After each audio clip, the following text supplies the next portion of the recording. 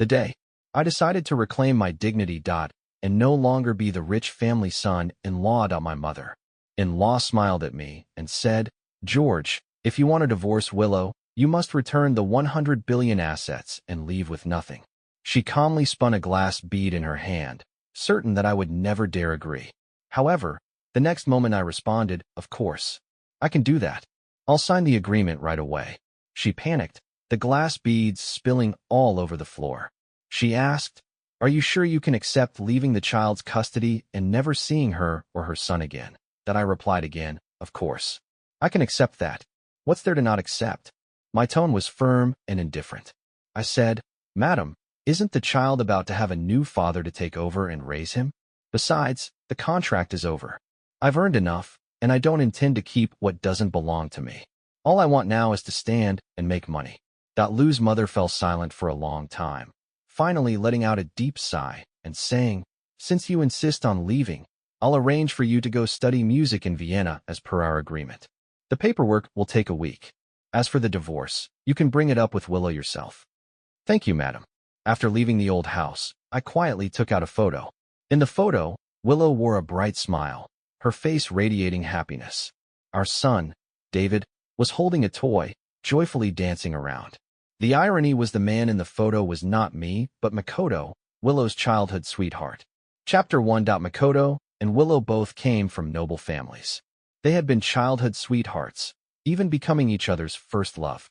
However, when Makoto was 20, he went abroad and arranged a marriage with another woman.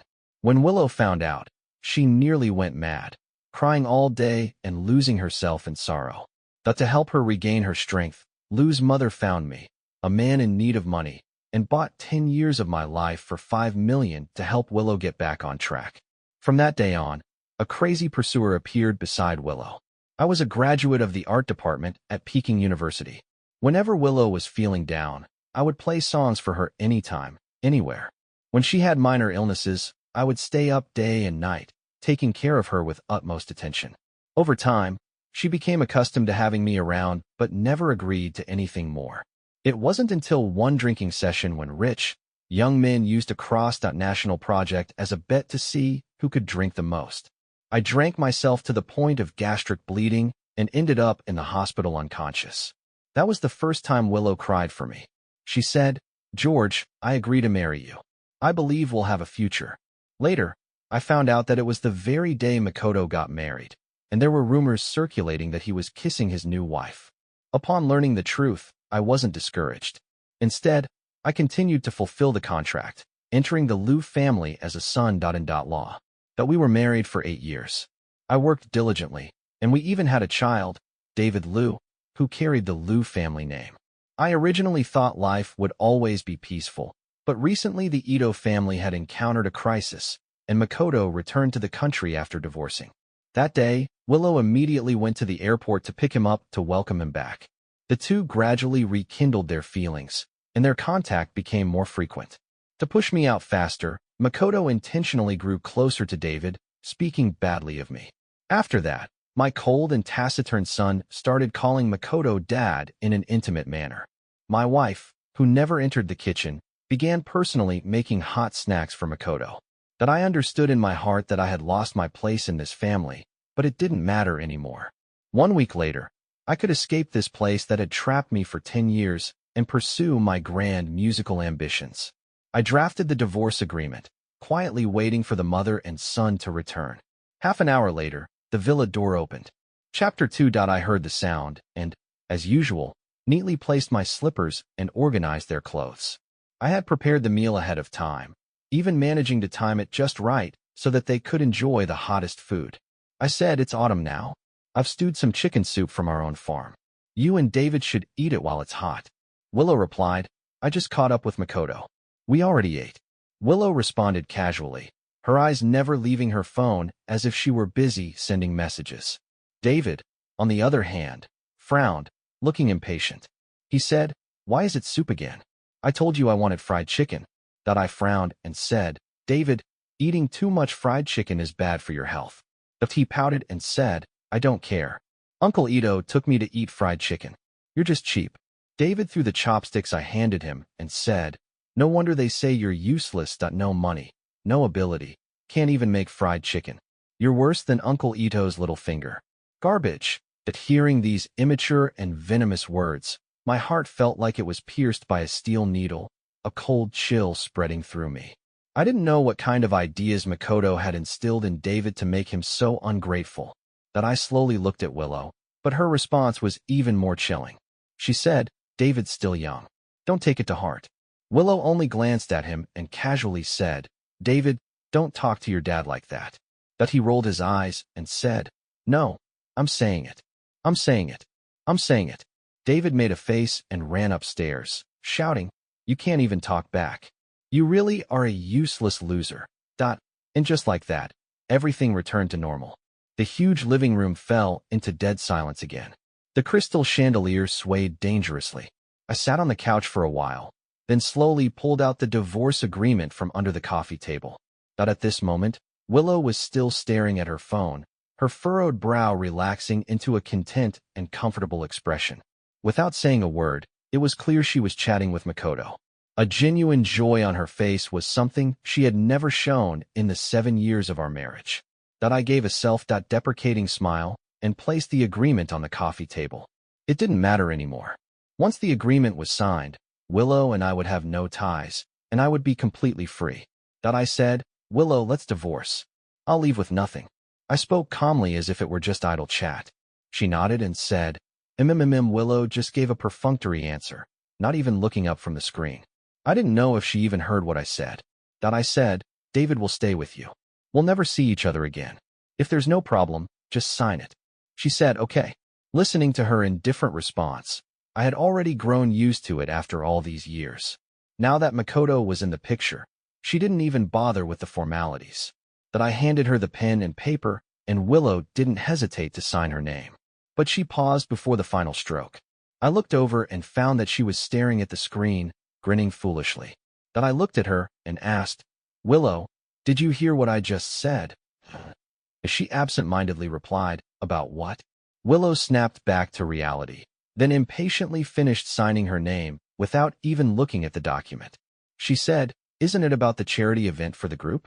You can sign these things on your own from now on. Why keep asking me?" After that, she stood up, went back to her room, and shut the door tightly. Watching Willow's retreating back, I couldn't help but twitch my lips.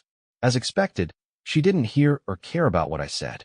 I had invested 10 years of my life, but in the end, all I received was my wife's indifference and my son's contempt. At least everything would be over soon. In just 7 days, I could finally fly far away. My wife, my son. In this so-called family, I didn't want any of it. Chapter 3. The next morning, it was cold with the onset of autumn. I woke up early only to find Willow was no longer beside me. I quickly made some breakfast and then headed to the 3rd hospital. When I reached the hospital bed, the elderly woman immediately sat up, her wrinkles softening into a smile. She asked, "George, what brings you here?" I smiled and said, "I came to say goodbye." I handed her the 1 million I had just received as the final payment, saying, "I'm leaving soon to study music abroad. This 1 million is my last donation to the orphanage." She choked up and said, "Child, why are you giving money again?" The director of the orphanage was moved to tears. When I was 5, she found me and raised me at the orphanage. Later, through my own efforts, I was accepted into Peking University's art department and was about to go abroad to study music. But due to a serious illness, the director urgently needed 500,000 for life-saving treatment. In gratitude for all she had done for me, I had exchanged 10 years of my life for the surgery funds. The rest of the money was used to help rebuild the orphanage. She didn't know how to thank me anymore. I said, "Grandma, please don't worry. When I return after my studies, money will no longer be a problem." She said, "That's true. It's a good thing you're going abroad to further your studies. I'm happy for you." Suddenly, the director seemed to remember something and asked, "But if you go abroad, won't it be hard to see your wife and child?" I rubbed my shoulder and said, "It's better this way. Less trouble, less to worry about." After a moment, seeing her suspicious look, I chuckled and said, "I've already divorced." The director froze for a moment, then hugged my head tightly and murmured, "Good. It's good that you've divorced. You've suffered these years. Remember to treat yourself better from now on. I replied, I will, Grandma. I promise. After leaving the hospital, I headed home to pack my things. I had completed my final task and was ready to leave the Liu family without any lingering attachments. In just a few hours, I had packed up everything, including all things related to Willow and her son. The hand-carved wooden sculptures Willow had made, sketches she had drawn, and the baby items I'd kept. After taking care of the child for 10 years, I had devoted myself to this family. Even though it wasn't because of the contract, I had hoped to create a warm home of my own. But in the end, it was all just a dream. I gave everything one last look and then threw it all into the trash outside. At that moment, a Rolls-Royce stopped in front of the house. David jumped out of the car, first seeing me standing next to the trash can. He looked at me with disgust and said, "What are you doing, kicking through the garbage? Aren't you embarrassed? Is dinner ready? I want fried chicken." Looking at the son I had raised for 6 years, my heart twisted into a knot, and I felt both cold and angry. I frowned and said, "If you want fried chicken, go ask your Uncle Ito." "You." David's face was full of shock. This was the first time he'd ever been treated like this. At that moment, Willow walked over with Makoto. She said, "George, Makoto's house is undergoing some changes, and he needs to stay with us for a few days. You don't mind, do you?" This was Makoto's first appearance. His handsome features hadn't aged at all after years of marriage. No wonder Willow had always been obsessed with him.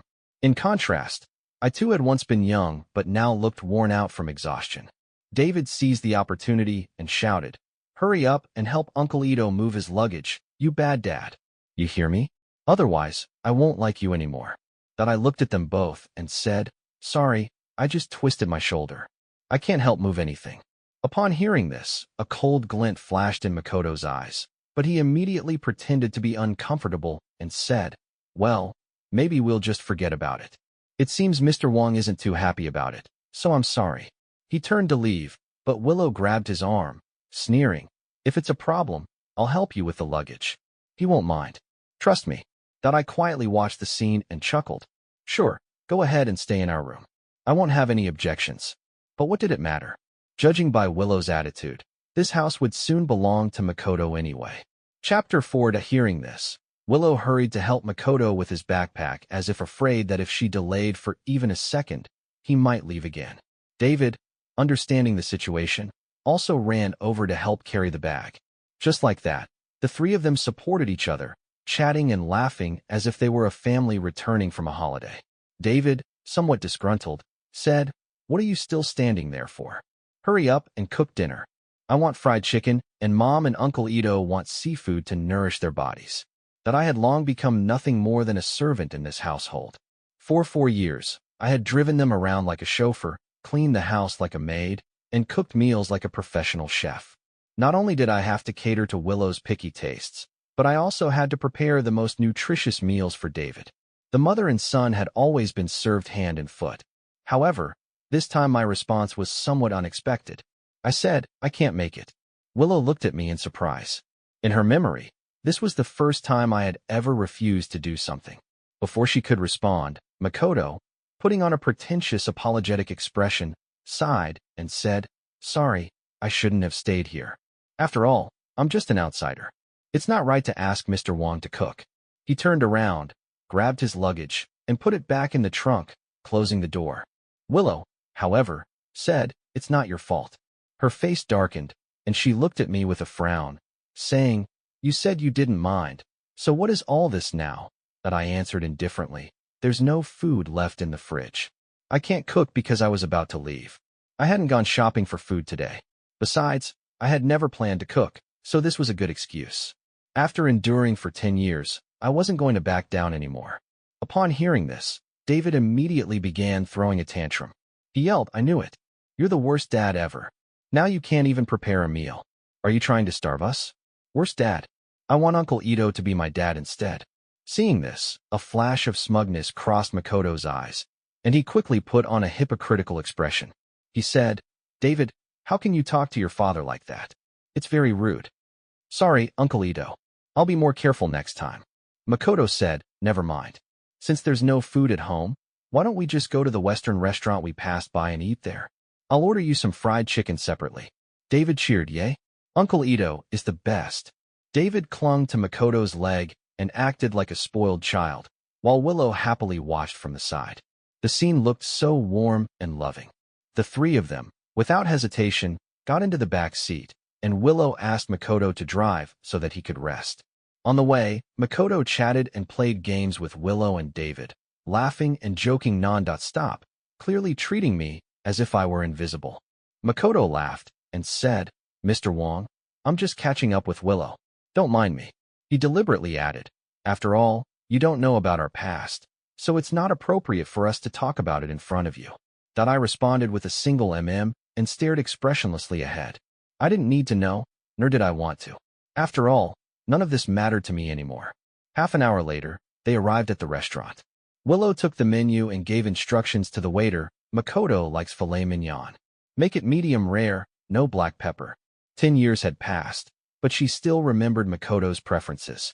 Yet when it came to me, this was the first time she had ever asked what I liked. "George, which steak do you want?" How interesting. If I hadn't seen the way she acted so clingy and dependent on Makoto today, I would never have known that she could be so gentle and considerate. After all, I was the one who had always remembered what she liked, while she had always been picky with me, nitpicking at every little detail. That I said, "I don't eat steak." My answer surprised Willow. In 10 years of marriage, I had always known her habits inside out, yet this was the first time she was learning about mine. That I said, "You all eat slowly. I'm leaving." They had already been seated, but I didn't want to stay and disgust myself any longer. The three of them made no attempt to stop me, silently watching me leave the restaurant. That I walked a few minutes before realizing that I still had the car keys in my pocket, so I turned back to the restaurant. But before I could enter, I overheard some voices from inside. Someone said, "Isn't that Miss Liu?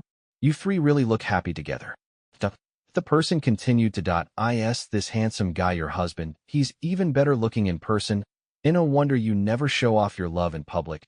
I bet you're afraid others will try to steal him." The day I decided to reclaim my dignity. Chapter 5. That the person continued. "Is this handsome guy your husband? He's even better looking in person. No wonder you never show off your love in public. I bet you're afraid others will try to steal him." Although Ethan had been living abroad for years and was almost forgotten by high society circles, his poised manner and speech quickly caught the attention of the gossiping crowd, and everyone felt a bit more favorable toward him. One person remarked, "Ms. Willow and Mr. Ethan really make a perfect couple. How long have you been married? Your child has grown so much." Willow's face turned slightly red, but she didn't deny it. Meanwhile, David was eagerly adding fuel to the fire, continuously calling Ethan Dad. Watching the scene before me, I felt a brief moment of discomfort, but I quickly regained my composure. What was there to be angry about? I was just the Liu family's tool for pleasing Willow. Once the contract was over, the business was concluded, and nothing was my concern anymore. Inside the restaurant at this moment, Ethan happened to spot me through the window. He deliberately speared a piece of steak and gently held it up to Willow's mouth. He said, "Willow, thank you for helping me find a place to stay. It must have been exhausting." Willow smiled lightly and shook her head. "It wasn't difficult. Your matters are my matters." She smiled again, then opened her mouth. Ethan leaned in closer, almost face to face with her, his movements intimate and suggestive. At that moment, the crowd around them began to tease, "So sweet. Am I watching a drama? Give her a kiss. Kiss her." David mischievously added, "Mom, hurry up and kiss him. I can't wait." Willow pursed her lips. "Behave. We're in public. Be mindful of the impact." Her face flushed, and she softly scolded them. But this only excited Ethan further. He proceeded to kiss her by slipping his hand into her hair. Willow hesitated at first, but as he drew closer, she eventually gave in, slowly closing her eyes to enjoy the moment. Seeing this shy act from outside the window, I couldn't help but scoff. So this so-called Liu family princess wasn't always aloof and indifferent. She just lacked interest in others. I didn't feel like enduring any more of this sickening scene. I handed the car keys to the waiter and left the restaurant without a second glance. "A mess, Ms. Liu. A gentleman just came and returned your car keys." As the waiter approached, the two were still huddled together, their faces filled with sweetness and happiness. But when Willow heard this, she suddenly turned toward the door and asked, "What? Did George come back just now? That Ethan noticed how much this seemed to matter to her, and a flicker of displeasure crossed his face. He pretended to be surprised and said, "Oh no, I was just joking." "Do you think Mr. Wong will be upset when he sees this?" David, pouting, said, "Uncle Ethan, don't worry about him. He's just our servant. Besides, you and Mom have dated before, so what's wrong with a kiss?" David, stop saying things like that. Although he was just a small child, he always managed to say things that were both vicious and mature. Willow's face shifted slightly, halting her son's words. Then she quickly packed her things and rushed out. On the cold sidewalk, Willow jogged to catch up with me, calling out as I was about to take a cab. As we locked eyes for a moment, she held her breath, ready for a confrontation. But after a long silence, I remained as calm as a still pond. Willow finally spoke. "Don't misunderstand what you saw. It was just a joke with Ethan. There's no other meaning." Seeing that I didn't react, Willow's frustration grew, and she said, "Are you mad at me? There's nothing I could do with so many people teasing us." I replied, "I'm not angry with you." I calmly said, "Is there anything else?" Willow shook her head, standing frozen as she watched me get in the car and leave. For some reason, a strange feeling stirred inside her. When did George become so magnanimous? Behind her, Ethan had caught up, and she dismissed her thoughts, returning to the restaurant to finish the meal. As night fell, the group returned to the villa chatting and laughing. Once they entered, Willow kindly prepared a set of sheets and toiletries for Ethan, though she had never done housework and didn't know where anything was. Though she felt a little uneasy, she ended up asking me to help. I silently gathered the things and retreated to my study, closing the door behind me.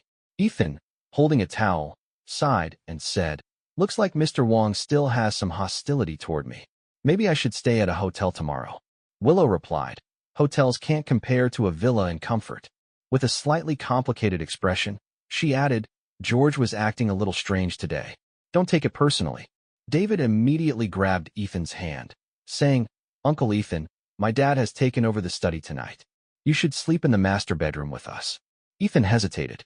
"Isn't that a bit much?" David said. "Oh, come on. You're the guest. We can't let you sleep on the couch." "All right," Ethan reluctantly agreed.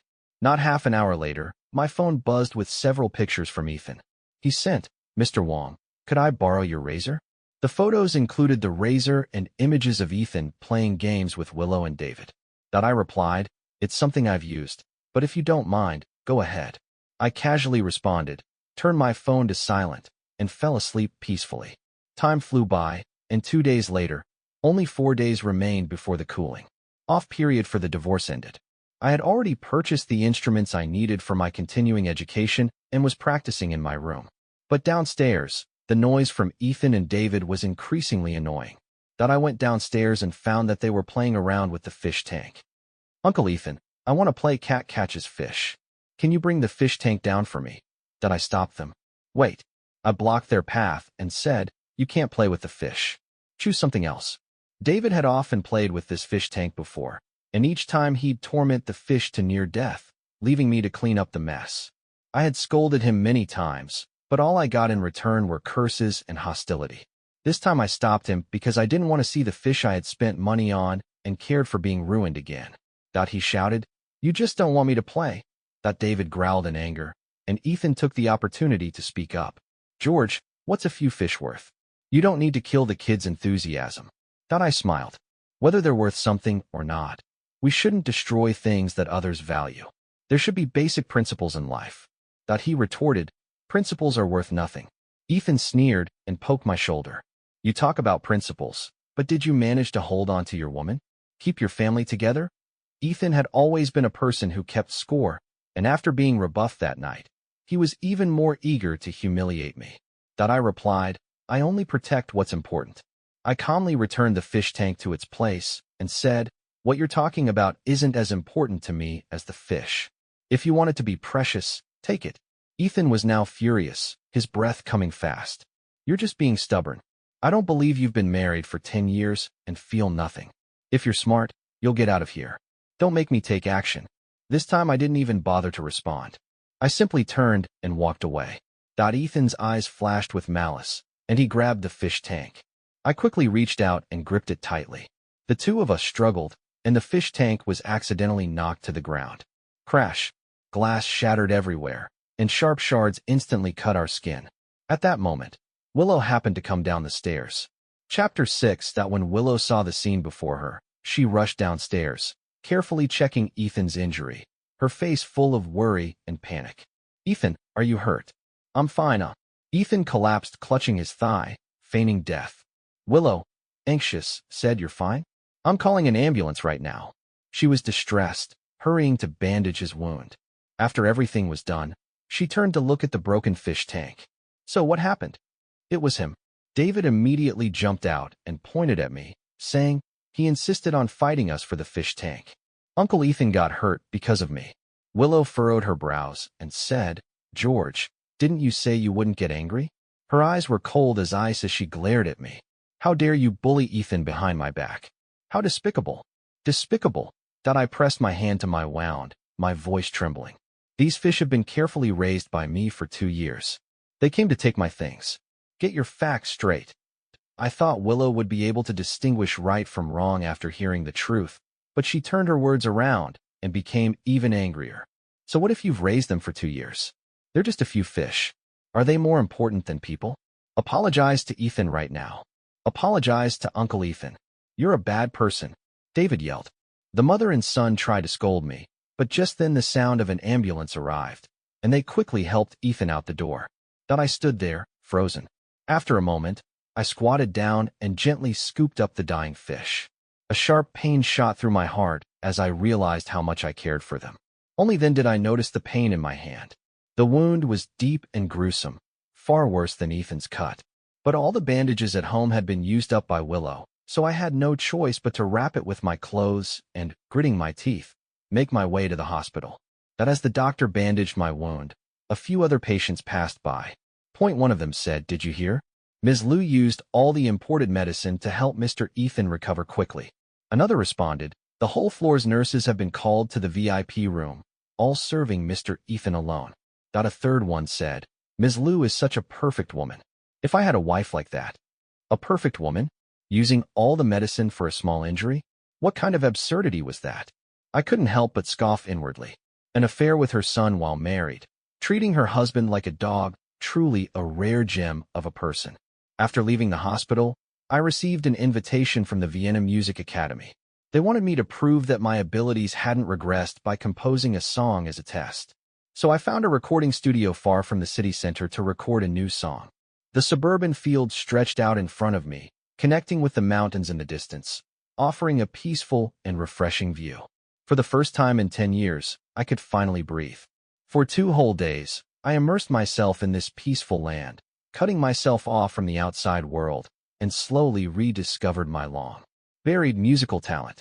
With just 1 day left before my departure abroad, I finally sent my work via email.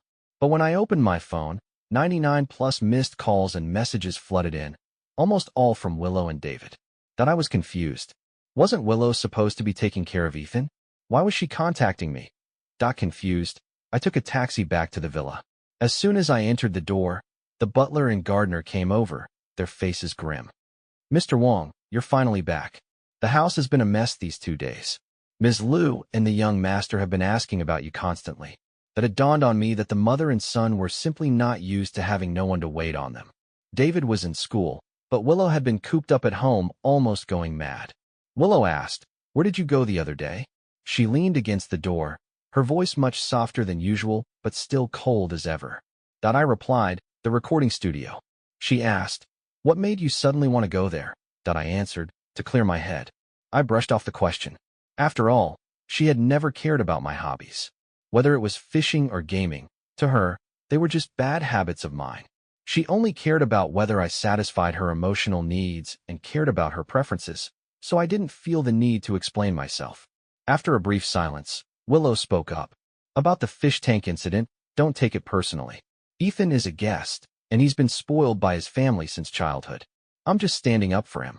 Ethan has already moved out. You promised not to be angry, so don't make a fuss over something so trivial." Even her apology was reluctant, as if she were blaming me. Had it not been for my brief absence, she probably wouldn't even have bothered to speak to me. I remained silent and went upstairs to grab my luggage. Wait, there's one more thing. Willow suddenly stopped me, and from the cupboard, she took out a fish tank. This is one I personally picked out from the market as compensation. Chapter 7. I suddenly chuckled and said, no need. They're just a few fish. If they die, then they die. I was about to leave anyway, and raising more fish would be in vain. Besides, the ones I liked most had already died, and nothing could replace them. She asked, really? Seeing my magnanimity, Willow felt uneasy, almost as if she didn't recognize me anymore. That night, I still slept in the study. The next morning, I got up as usual to make breakfast for her and David. The steaming seafood porridge was served on the table, and Willow felt like everything she had missed had returned. But what she didn't see was that I was double checking my flight schedule. An hour later, Willow took David to attend the group's charity dinner without informing me, because today Ethan was also there. But in the grand hall with its golden decorations, the elite from all walks of life mingled, their glasses clinking and conversations lively. Willow, dressed in a luxurious gown, settled her son and immediately went to find Ethan. Not long after, I also entered the hall. I was there to get my visa from Mrs. Liu, but as I passed through the crowd, I overheard various gossip. Someone asked, why is David alone? Did his mom go find Ethan again? Another person remarked, Ms. Liu is really obsessed with Ethan. I heard that just the other day, to make up for past regrets, she bought him his favorite custom yacht worth hundreds of millions. Who would have thought that after all these years, Ms. Liu still can't let go of Ethan? I remember when they were childhood sweethearts, she used to follow him everywhere, baking him cakes and treats. Whenever he didn't like one, she'd remake it from scratch. Another person added, by the way, David, your mom loves Ethan so much. Why don't you let him be your new dad? The crowd burst into laughter, and David tilted his head back, innocent and naive. He said, I like Ethan too. I want him to be my new dad.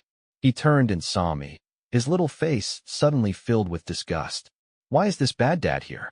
You're not welcome. Upon hearing this, a group of spoiled rich kids surrounded me, their eyes brimming with mockery. One of them sneered, well, if it isn't Willow's useless husband. Last time you hurt Ethan, and now you're here to cause trouble again. Ms. Liu is just pitying you. Don't even think about climbing up the ladder. As a kept man, you should leave now. The crowd's harsh words and insults kept pouring in, all urging me to leave. I didn't want to engage, so I continued up to the second floor. But suddenly I was pushed by David. I didn't notice in time and stepped on a fallen wine bottle, crashing hard on the stairs with a loud bang. My head hit the floor, blood flowing everywhere. David cried out, hurry up and leave. Don't ruin Mom's relationship with Ethan. Realizing I had been pushed by my own son, I felt as if I had fallen into an ice cold abyss. I gritted my teeth and stood up, the sight of my bloodied head horrifying.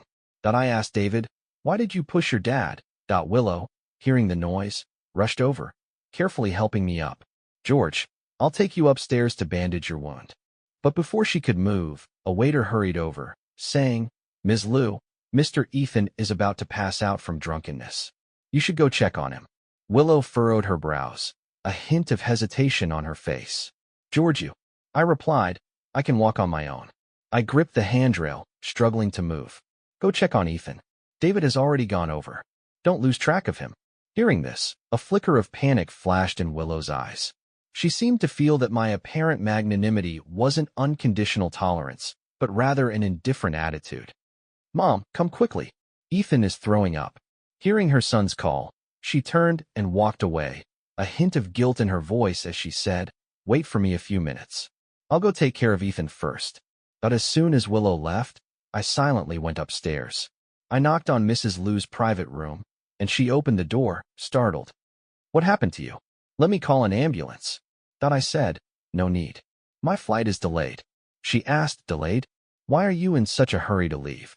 I answered, ma'am. Liu's mother sighed deeply, unable to stop me.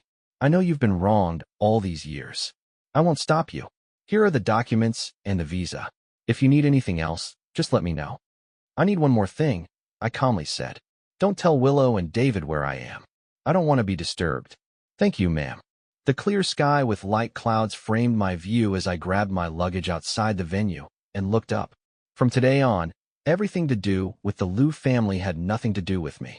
The storm of the past 10 years had suddenly ceased, and I was finally about to embrace a new beginning. I glanced back one last time, bidding farewell to my old self. Then without hesitation, I turned around and walked toward the airport. Chapter 8. ***. Meanwhile, at the banquet table in the restaurant, Makoto was whispering something to David. As soon as he saw Willow approach, he collapsed onto the ground. "Mom, Ito uncle is unconscious. You should take him to his room to rest." Willow exerted all her strength to help Makoto to the bed in the room. But just as she was about to leave, he suddenly opened his eyes, drunkenly wrapping his arms around her neck. "Willow, how about we stay here?" Makoto pulled her closer, turning and pinning her to the bed. Willow's face instantly flushed red, and she shyly asked, "Aren't you drunk?" Makoto laughed and said, "With how irresistible you look today, why would I still be drunk?"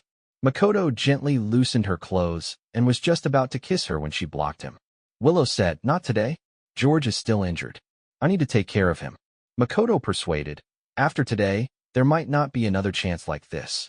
With Makoto's repeated insistence, Willow finally gave in and surrendered to him. 2 hours later, the banquet had long since ended, and Willow searched the entire restaurant but could not find any sign of George. She grew frustrated and hurriedly returned home. After calling around the house, only a few servants responded, "Miss Liu, Mr. Wong hasn't come back since this afternoon." What? Willow's frustration slowly turned into anger. Normally, when George got injured, he would simply bandage it up and then go home to do laundry and cook for her and David, never going to the hospital. But today, he neither waited for her nor came home. What was he up to? Willow said unhappily, "Find him immediately and tell him to stop throwing a tantrum." After giving the order, Willow went back to her room to rest. But as soon as she entered, she realized that many things were missing from the bedroom. Books, clothes, even their wedding photos. Everything related to George had disappeared. Normally, George would throw out old things while doing housework, but today it seemed like he had thrown away too much. A sudden suspicion flashed in Willow's mind as her eyes scanned the room, finally landing on an open envelope on the bedside table. When she opened it, 5 large words popped up on the divorce agreement. But in the next second, her face darkened, and she couldn't believe what she was reading. George had voluntarily given up his billion-dollar share of assets, even renouncing custody of their son. The final page even had Willow's name signed on it. But that's when she remembered that a week ago, George had asked her to sign something. She had been chatting with Makoto at the time and hadn't paid attention to the content. She never imagined it would be a divorce agreement. The documents were crumpled up and thrown violently into the trash can. Willow murmured in disbelief, "Divorce? What a joke." George had been the punching bag for 10 years, dutifully serving her and their son without a word of complaint. But as soon as Makoto appeared, he dared to abandon them and give up the wealth and honor. No, she thought. He must be threatening her with the divorce. Willow grew more and more certain that George was just trying to scare her. He would be back soon. He loved her so much. He had once bled for her, even sacrificed his dignity for her. No one loved her more than George.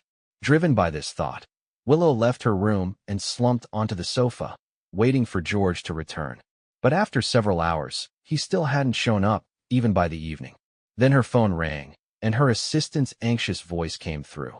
"Miss Liu, we've checked all the hospitals and pharmacies, but we can't find Mr. Wong anywhere.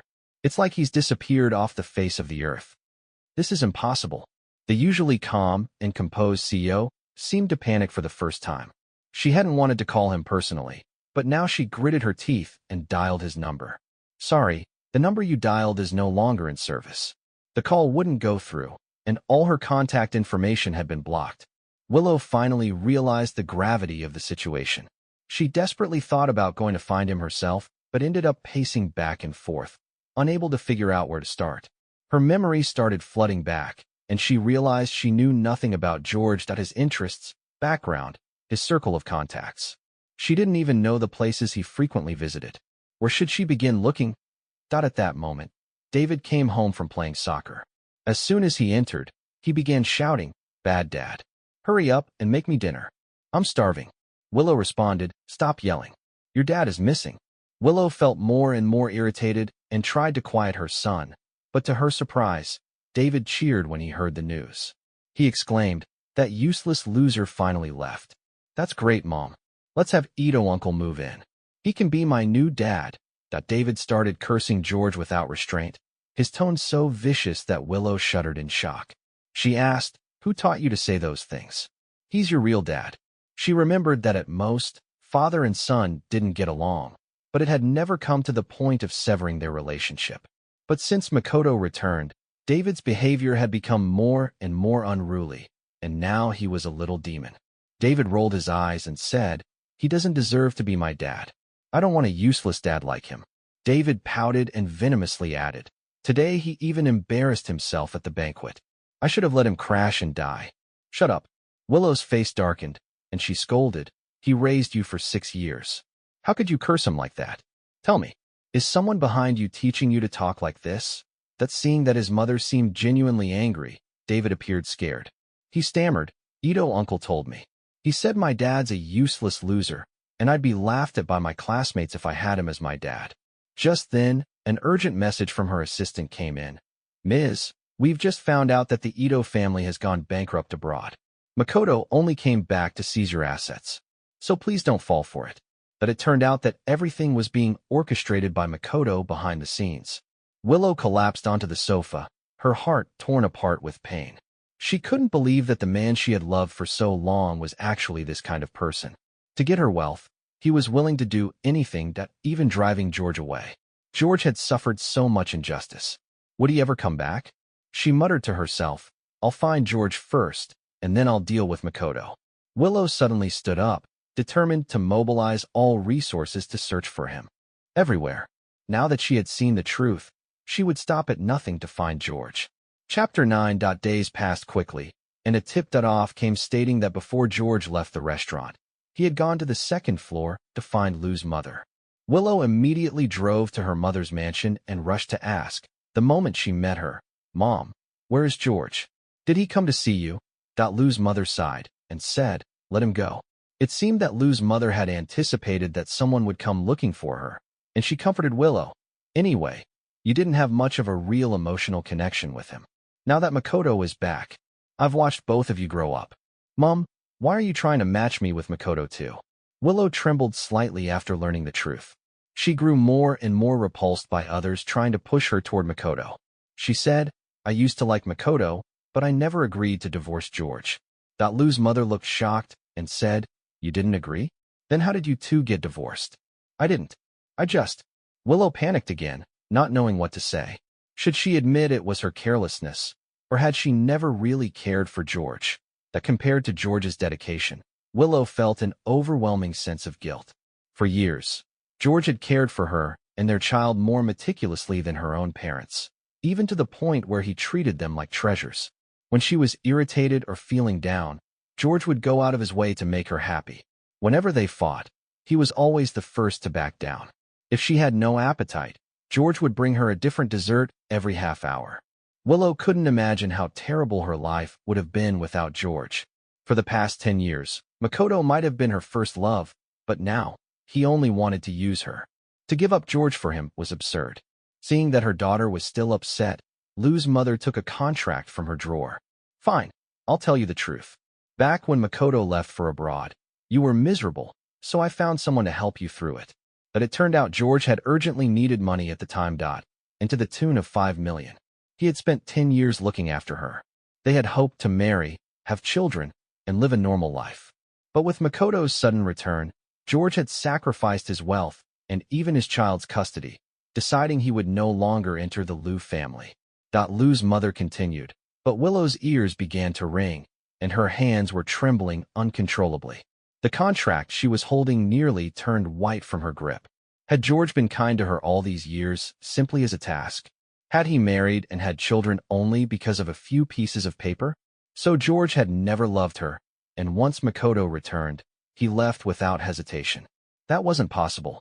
If George's feelings for the family had all been fake, how could he have treated them so well?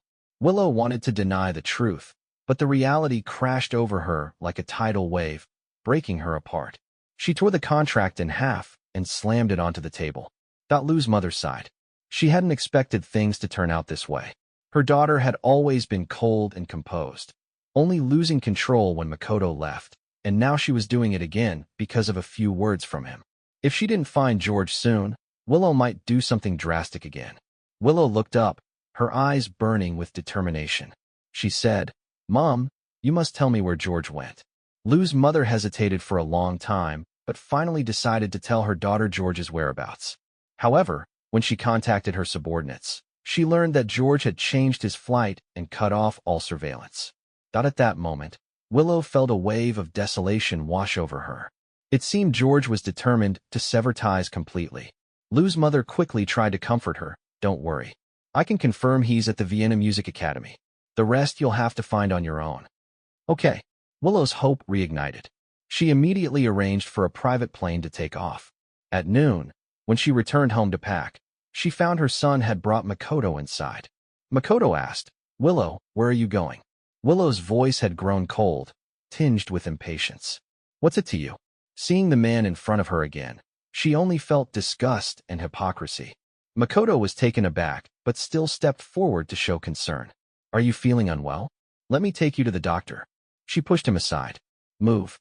I'm going to find George." Makoto was stunned. He hadn't expected that she had been searching for George all these days, not coming to see him. What had George done to make her like this? Makoto cursed under his breath, then pretended to be in pain and collapsed to the floor. "Willow, the wound from the fish tank is inflamed. It hurts so much. Help me this time." Willow didn't even glance at him as she walked past. David immediately shouted, "Mom, don't you like Uncle Ito the most? Why are you still looking for that useless man?" Willow furrowed her brows. "Who's the useless one?" She glared at her son, her eyes cold with fury. She bit her lip and said, "Your own father was driven away by you, and now you call him useless? Makoto, are you behind all this, teaching my son to say such things?" Makoto broke out in a cold sweat, his voice hoarse as he said, "Willow, what are you talking about? I don't understand." Willow's anger boiled over. She ripped off the bandage, revealing a completely healed wound. "Stop pretending. You've been scheming to drive George away. I was going to settle this with you later, but now you've walked right into my trap. Don't blame me." Makoto had never seen Willow this hysterical, and his face turned pale with fear. He was well aware of the Liu family's influence and the consequences of crossing them. He pleaded, "Willow, please let me explain.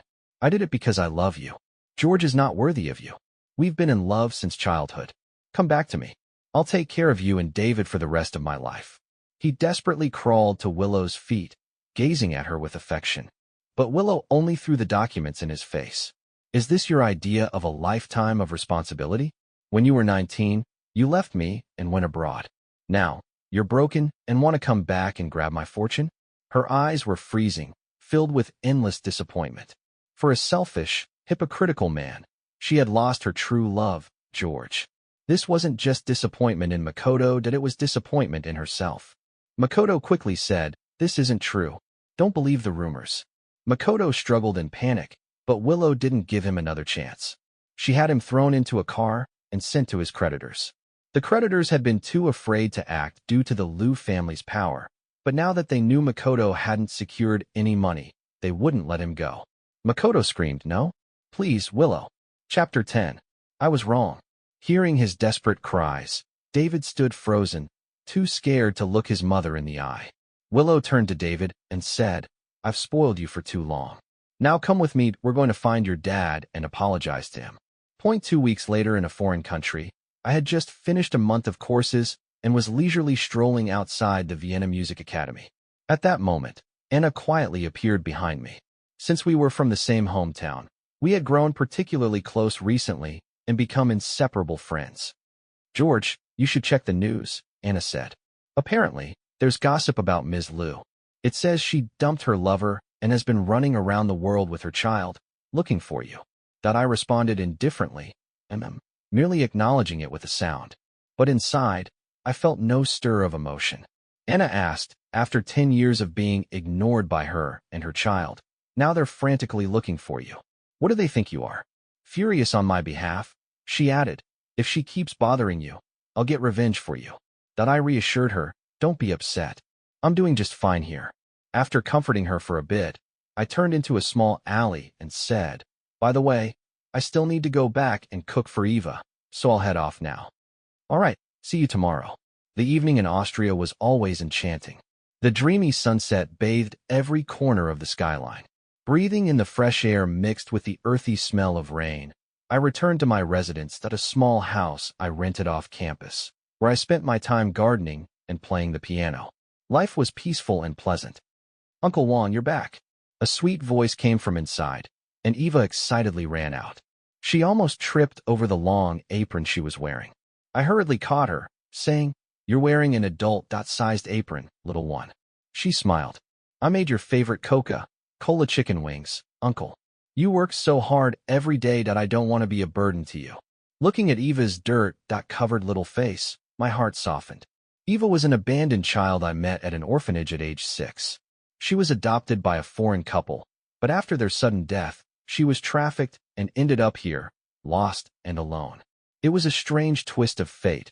When I dropped my wallet, a hungry Eva chased me for 5 blocks to return it. Her kindness and responsibility led to our reunion. She asked, "Uncle, why are you crying?" "I'm not crying," I replied. She questioned, "If you're not crying, why do your eyebrows look like that?" Eva imitated me by furrowing her brow, looking incredibly cute. That I couldn't help but laugh, reaching out to pat her little head, my heart full of emotion. For 10 years, I had been tirelessly dedicated to what I thought was a family, always smiling and serving Willow, but she had never acknowledged me. I cooked nutritious meals for David even when I was sick, yet neither of them ever showed concern for me, not even knowing my likes and dislikes. Yet here was a child with no blood relation, whose small actions had touched me deeply. I suddenly wished Eva were my daughter. "Let's go, Eva," I said. "Let's have dinner." "Okay," she responded. That we held hands as we were about to enter, but suddenly I heard footsteps from behind. I turned around, my brows furrowing slightly. There they were, the 2 faces I had dreamt of escaping from. Willow and David were standing there, their hair messy and damp with rain, looking particularly disheveled. They had been in Austria for 2 weeks, searching for me every day. From social groups to Chinese streets, asking almost everyone they could. Finally finding my address. That I didn't say a word, turning around to leave. Willow rushed after me, shouting, "George, don't go." I asked, "What's the matter, Ms. Liu?" She said, "It's been a month already that you still won't come back."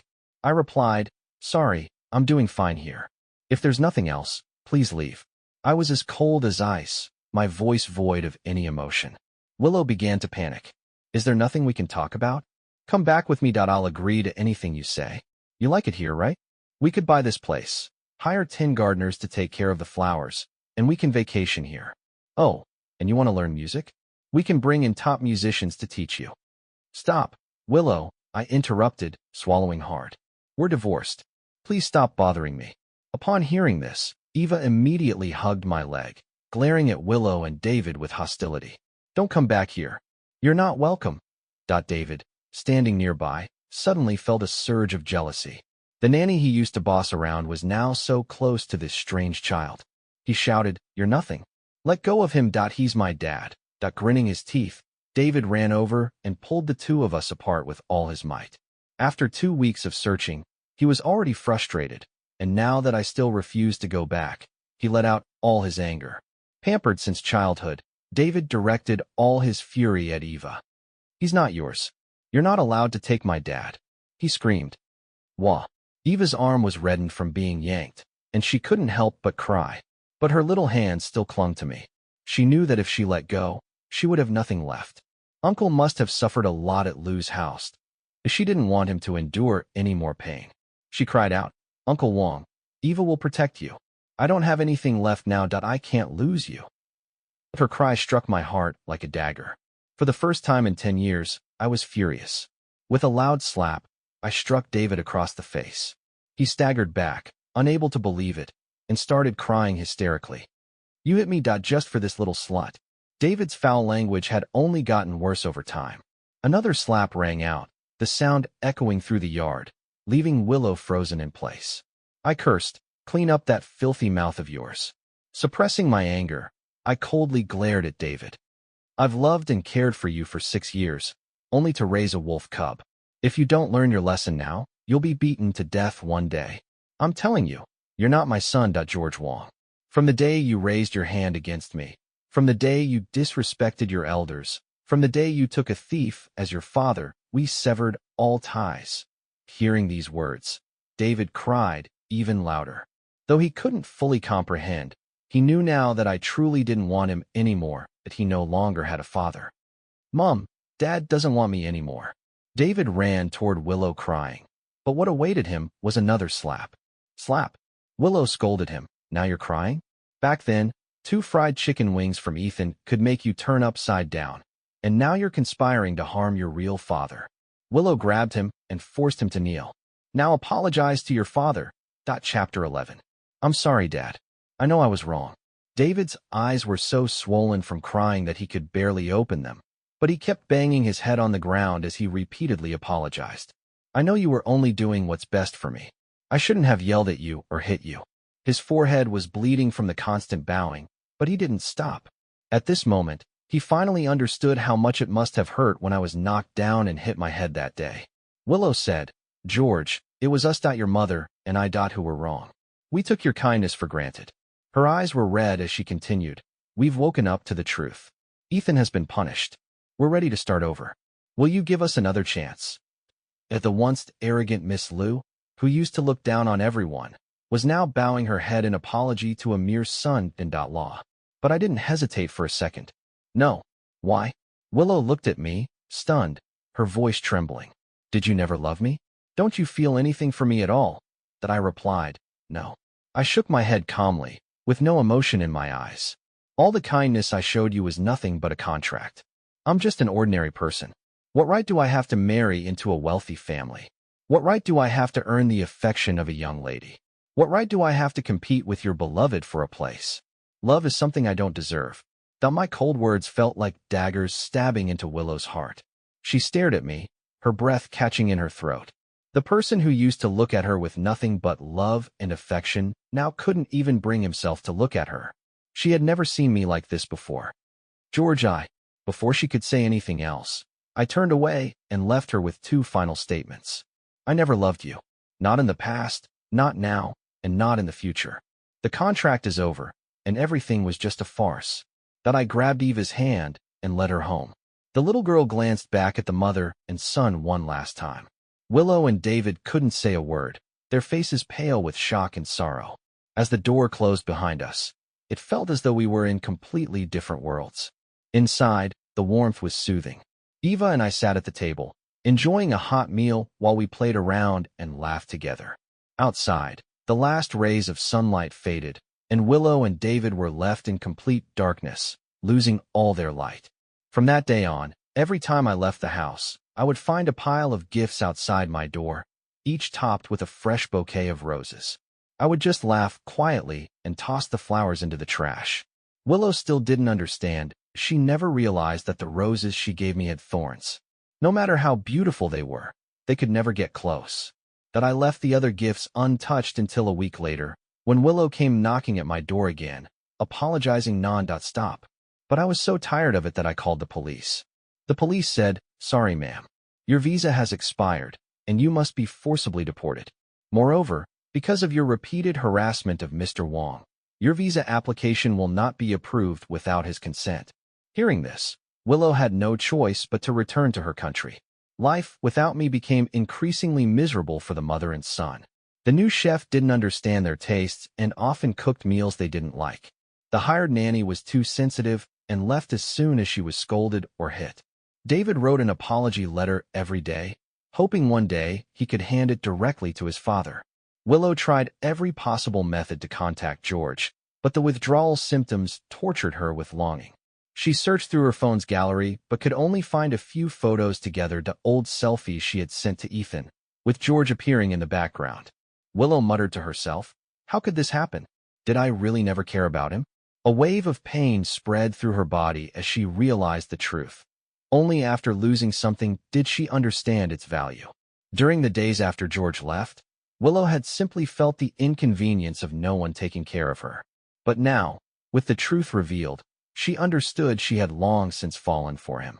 Not only did she marry him, but she wouldn't have minded giving herself to him. It was just that Ethan had been too dazzling, making her overlook the love hidden in her heart. True love is what remains after the bubble bursts. Miss Liu, I found a clue. At that moment, her assistant called. Tell me, Willow said. The assistant replied, Mr. Wong has suggested charitable donations to an orphanage that he grew up in. Apparently, the director is very close to him, and maybe they can get in touch with him. Upon hearing this news, Willow immediately headed to the orphanage.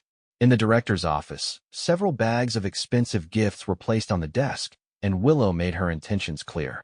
However, the director immediately pushed the gifts back, frowning. Take it back. I won't accept anything from the Liu family.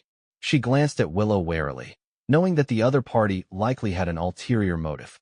In order not to worry George, the director had quietly rejected all the Liu family's charitable donations after he left, for she knew very well that everything the Liu family gave came with a price. Director, you misunderstand, Willow said. I only have one small request. She spoke sincerely. I can't get in touch with George right now. Could you please help me make a call? The director responded. Miss Liu, you must be joking.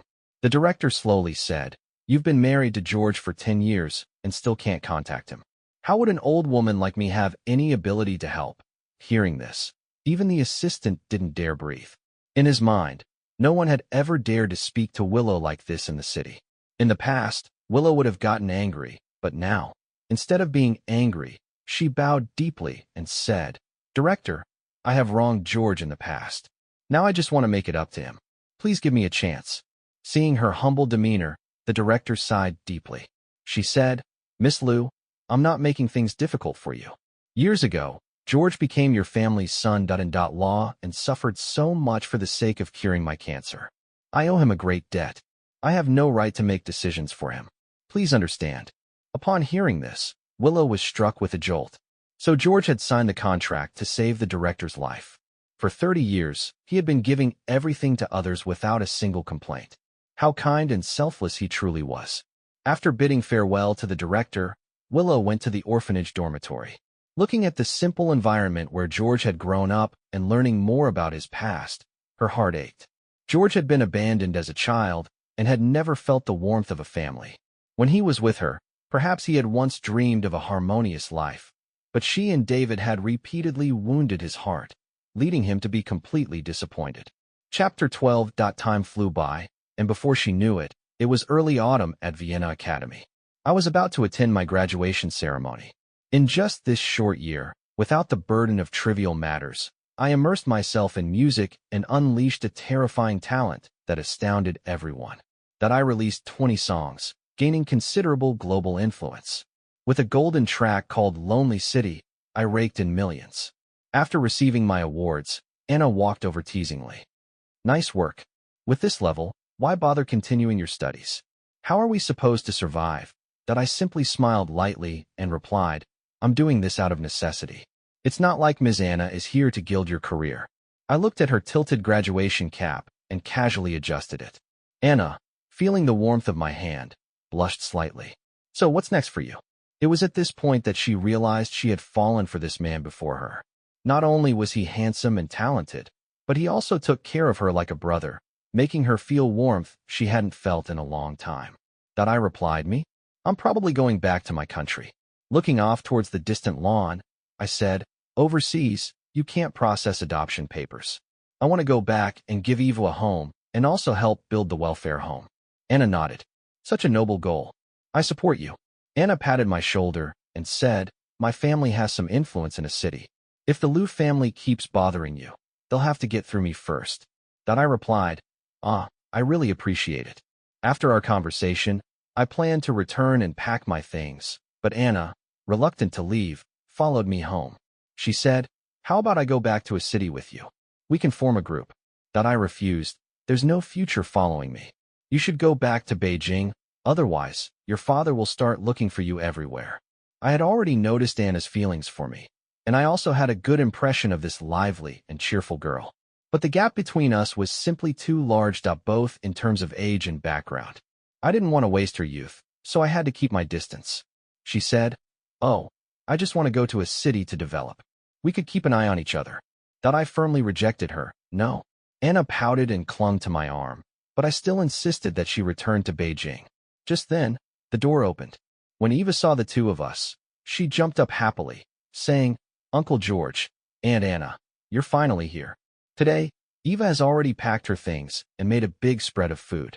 We ate together, exchanging looks. Anna blinked her big eyes mischievously, while Eva gave a silent okay gesture.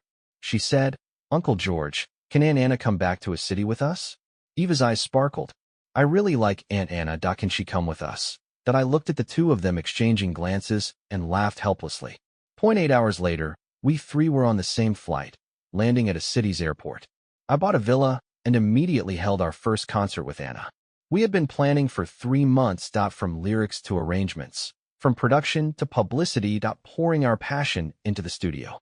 I hadn't been this happy in a long time. On the day of the concert, the crowd outside was overwhelming. But before I went on stage, I accidentally saw 2 familiar names on the VIP. Willow, David, George. Do you want me to cancel their tickets?" Anna asked with some concern. I chuckled and replied, "What's there to be afraid of? To me, they're just 2 spectators now." Anna said, "This is our first concert. Don't mess it up." I responded, I won't." The stage lights dazzled, and as the music began, Anna and I stepped onto the stage one after the other. The audience cheered, but there was one face in the crowd that was dark as thunder. Willow watched us sing together, silently putting down the light stick she had prepared. She had also spent 3 months preparing for this concert, hoping to win me back, but Anna's appearance had thoroughly poured cold water on her hopes. David asked nervously, "Mom, did Dad marry someone else?" "Don't talk nonsense. He would never be so heartless." Willow was consumed with jealousy, but could only suppress her feelings. But it wasn't until after the show that she came backstage to find me. When we saw each other again, we were like strangers passing through a crowd. "George," Willow called out, "you finally returned to a city. Do you know I've waited for you for a whole year? You came back because of me, right? How about we remarry now?" I looked at her hopeful gaze and sighed deeply. "Ma'am," I said flatly, "the audience seats are not this way." Hearing my cold tone, Willow's fantasy shattered completely. She had thought if she just waited, everything would get better. She never expected that I would really abandon her. Her voice trembled. "George, you can't do this to me. I'm your wife of 10 years. David is your biological son too." But just then, a loud voice rang out. "Enough." Anna frowned and said, "Now you want to reconcile? Why didn't you do that earlier? Don't you know that once water is poured out, it's hard to gather back? Security, escort them out of the lounge. Don't disturb George's rest." Upon hearing this, Willow's heart completely broke. Now that I didn't want her, she was even being bullied by another woman. She had always been dominant in a city, so how could she tolerate this humiliation? Fuming with anger, she immediately began to shout, "It's definitely you who seduced George. Otherwise, how could he abandon me and David? I'll teach you a lesson, you shameless woman." Willow raised her hand, but before she could strike, I quickly blocked her. I gripped her wrist tightly and forcefully shoved her down, looking at her and warning coldly, "Stay away from us. Just looking at you disgusts me." The security guards swarmed in, and Willow felt the world spinning. Mother and son were forced out of the venue, leaning against a wall in a daze. We didn't leave until after the concert, and it was already dark when we walked into a restaurant, chatting and laughing. Outside the window, Willow watched us, her heart sinking as she remembered when she and Makoto were in a similar situation. Back then, George had looked at her the same way. A sense of bitterness rose in her chest, suffocating her.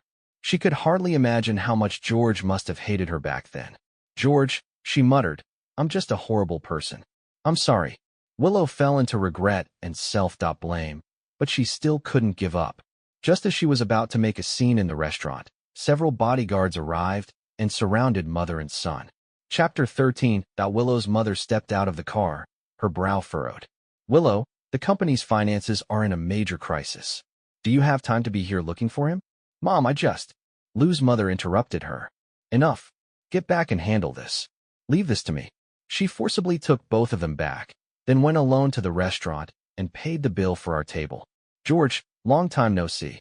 Lou's mother didn't waste time with pleasantries. She immediately wrote a check for $5 million and said, "You can see the situation. Willow and David can't be separated from you. Given your past performance, I'll give you $500,000 every year." Hearing this, I suddenly laughed. I had guessed correctly that Lou's mother would always care only for her precious daughter. Even now, she still saw exploitation as a favor, speaking with an air of superiority. She never cared about my well-being, treating me like a tool to be used and discarded at will, just like Willow. So I said, "Sorry, Auntie." I pushed the check back toward her without a second thought, then wrote a check for $5 million myself. I owe the Lou family nothing anymore. If you're not satisfied, I'll return the previous $5 million to you. If it weren't for the Lou family back then, I would have made the $5 million and gained control of my life much faster. At this, Lou's mother looked stunned. She couldn't hear these harsh truths that she was unwilling to admit, and she certainly didn't allow me to defy her. Her expression darkened. "What's with this attitude? I've been more than generous with you." Lou's mother's face shifted as she threatened, "If you stay in a city for even a day, don't think you can escape the grasp of the Lou family." Upon hearing this, Anna stood up coldly, sneering, "Are you threatening George? The Lou family really has a big hand in everything." Lou's mother was furious. Now thinking of her daughter's broken heart, she wished she could drag him back. Immediately, Anna sensed the change in the atmosphere and instinctively stepped in front of me, exuding an energy that wasn't typical of her. But before anything else could happen, bodyguards suddenly rushed over and forcibly escorted Lou's mother out. At the Lou family villa, a staff member burst in. "Miss Lou, it's bad. Someone has provided massive evidence of tax fraud. We're facing fines worth hundreds of millions. The board is in chaos. All the shareholders are causing trouble. What should we do?" Willow sat frozen, unable to believe the magnitude of the crisis. She hadn't expected the group to get into such deep trouble and found herself frantically trying to manage the situation. But after a year of being away from the business, Willow had no idea where to start. Then a message popped up on her phone from Makoto. "Willow, you caused me to lose a hand, and now I'm going to take my revenge on you. Send me $20 million now, or I'll expose even more of Lou Group's secrets and watch your stock price crash." Only then did Willow realize she had leaked sensitive information when she and Makoto were in close contact. She never expected him to retaliate so soon. At this moment, she regretted everything. She couldn't believe she had handed over such leverage to a petty villain like him. Compared to George's selflessness, Makoto didn't even measure up to a single hair of his. She felt dizzy and helpless, muttering, "I'm such a fool. Why didn't I cherish the person right in front of me?" Willow collapsed to the ground, feeling as if the world was crumbling around her. The once happy and thriving Lou family's daughter now found herself in such a pitiful state. "Useless. Get up." A furious voice rang through the villa, causing everyone to snap to attention. Willow's father stormed in, his face dark as thunder, signaling for the bodyguards to seat Lou's mother on the couch. "Dad, you got your back?" Chapter 14. "Shut up. I don't have such a useless daughter." Martin Lou, Willow's father, was trembling with anger, his voice shaking as he scolded. "I took your second and third brothers abroad to build a business, left the company to you for 10 years. And this is how you manage it? As the eldest daughter of the Lou family, you're obsessed with a man, thinking about nothing but him. What kind of behavior is that? Someone bring the family law." The several bodyguards took out a winding wooden cane and surrounded Willow. He cursed, "Throwing your life away for an unfaithful man, with no self-respect, violating the Lou family's ancestral teachings." Whack. The cane struck, and Willow's clothes instantly ripped, causing her to fall to the ground. He continued to berate her.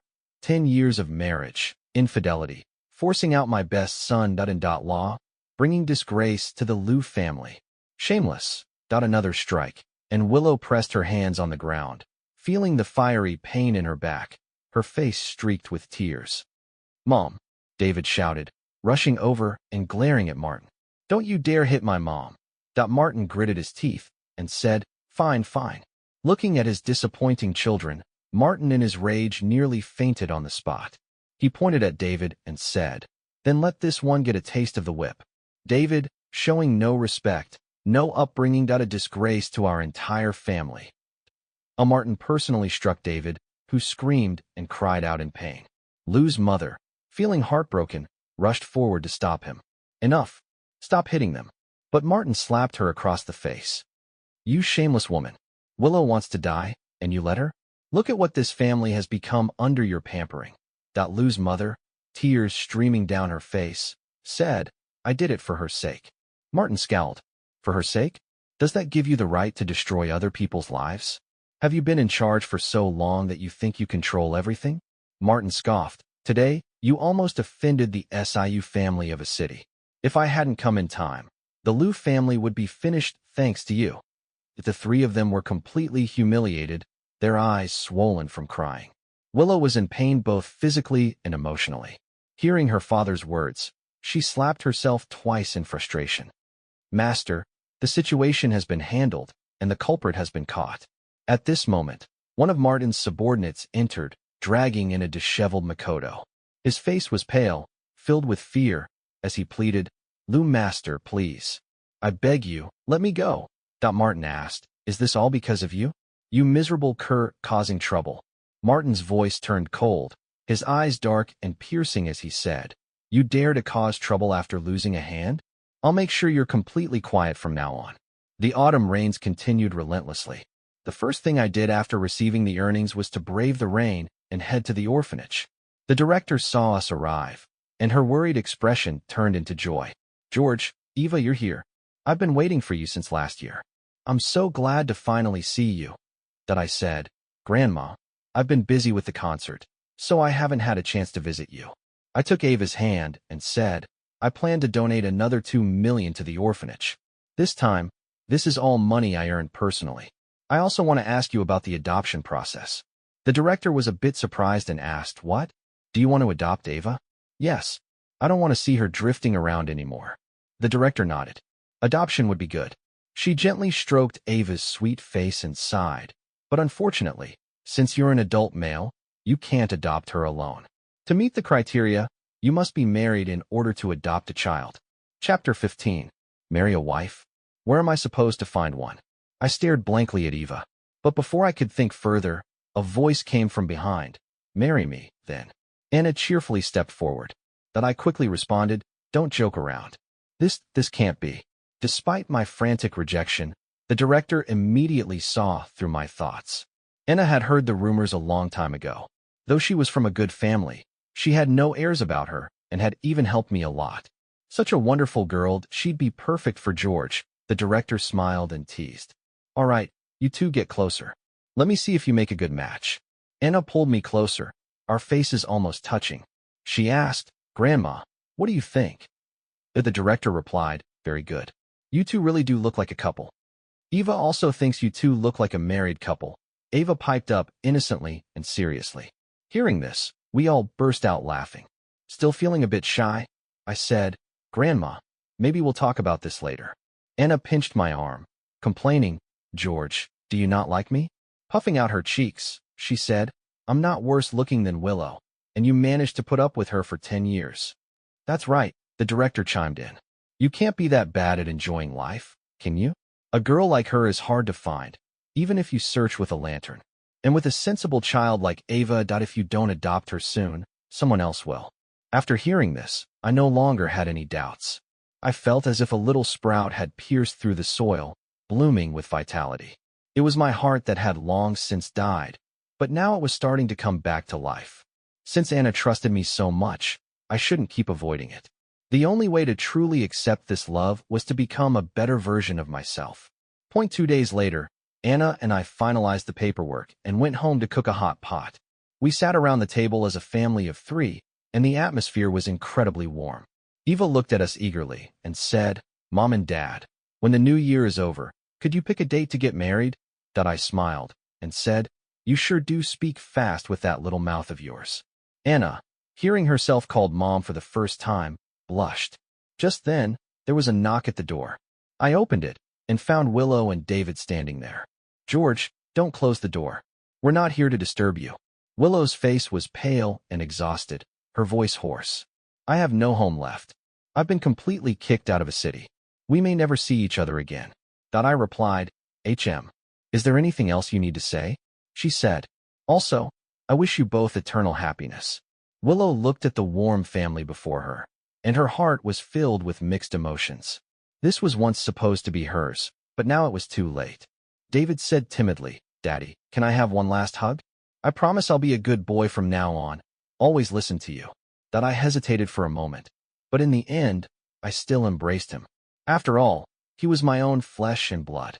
How could I let my son live with regret? Instantly, both mother and son were in tears. Despite the overwhelming sadness in her heart, Willow held herself back from disturbing the atmosphere of the new family. With great effort, she pulled David away. We won't disturb you any longer. Goodbye. That I said, all right. I wish you both happiness in the rest of your lives. That I watched as the two of them disappeared into the light rain, and I finally felt a sense of peace. Everything has to come to an end. They had received the punishment they deserved, and I had gained a brand new life. 10 years of memories that I hope they will slowly fade with the passage of time.